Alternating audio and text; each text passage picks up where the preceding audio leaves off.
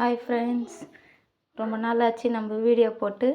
இன்றைக்கி நம்ம கோஸ் குழம்பு செய்ய போகிறோம். அதுக்கு கோஸ் சாம்பார், அதுக்கு பருப்பு, பூண்டு, புளி இதை வாஷ் பண்ணி எடுத்துகிட்டு வந்திருக்கோம். இதில் கொஞ்சோண்டு சீரகம் சேர்த்துக்கலாம், கொஞ்சமாக வெந்தயம் சேர்த்துக்கலாம். ஒரு 6 தக்காளி கட் பண்ணி சேர்த்துருக்கோம். இப்போ இதில் தண்ணி ஊற்றி வச்சிடலாம். இப்போது இந்த தண்ணி சேர்த்தாச்சு. இப்போ இதில் 1 டேபிள் ஸ்பூன் அளவு, சின்ன டேபிள் ஸ்பூனில் மஞ்சள் சேர்த்துக்கலாம். சேர்த்து குக்கரை மூடிடலாம். இப்போ நம்ம குக்கரை மூடியாச்சு. இது வெந்து வரட்டும். நம்ம பருப்பு வேக வச்சு எடுத்துகிட்டு வந்துட்டோம். அடுத்து இதுக்கு தாளிப்பு கொடுத்துடலாம். அதே குக்கரில் கொஞ்சமாக எண்ணெய் ஊற்றிக்கலாம்.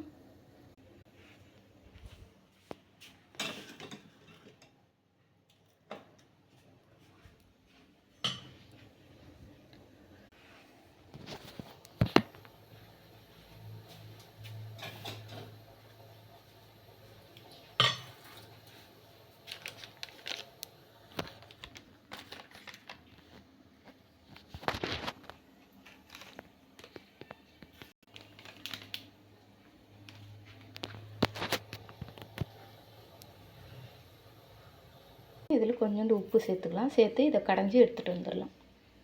சின்ன வெங்காயம் ஒரு குட்டி தட்டு அளவு சேர்த்துடலாம். சேர்த்து இதை நல்லா வதக்கி எடுத்துகிட்டு வந்துடலாம்.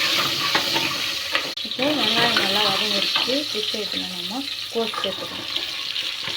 நான் ஒரு பாதி கோஸ் கட் பண்ணி வச்சுருக்கேன். இந்த கோஸை இதில் சேர்த்துடலாம். இப்போ இதில் நம்ம ஒரு 1.5 டேபிள் ஸ்பூன் அளவு மிளகாய் போட்டு இதை நல்லா வதக்கி எடுத்துக்கலாம்.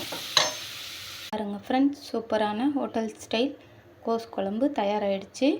நீங்களும் ட்ரை பண்ணி பாருங்கள். ட்ரை பண்ணி பார்த்துட்டு எப்படி இருக்குன்னு சொல்லுங்கள்.